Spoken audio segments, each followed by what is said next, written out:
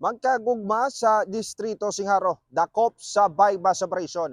Masobra 400,000 pesos ang ginapatian Cebu na kumpiskar sa kapulisan.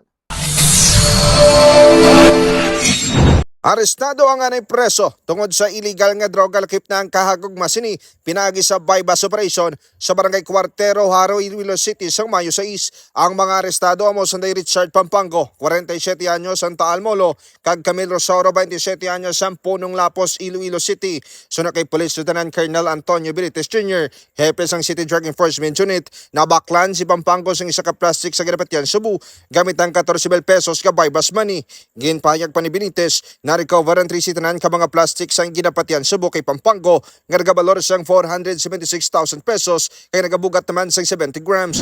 More or less ang nakuha naton worth 476,000 with more or less 70 grams of suspected shabu. Base sa monitoring sa pulis, nabudlayan man sila magsunod sa mga arestado. Bugod nagasaylo-saylo sila sa lugar sa Barangay San Isidro, Takas, kag Cuartero, Jaro. Dugang pa, anay na preso si Pampango sa tuig 2022, kada kagawa sila nga tuig 2024 sa mga kaso, kagyara ang mga pangalan sa Barangay Anti-Drug Abuse Council kung badak sa ilatag sa mga barangay. Ang mga K5 kaso nga paglapas sa Comprehensive Dangerous Drugs Act of 2002 o Code Republic Act 9165 ang ipasaka patok sa magkagugma. Balita nagikan sa Distrito Jaro. Ako si K5 Aaron Rifollo para sa Kampiyon na Balita, Serbisyo Publiko kag Kalingawan sa Iloilo. K5 News FM.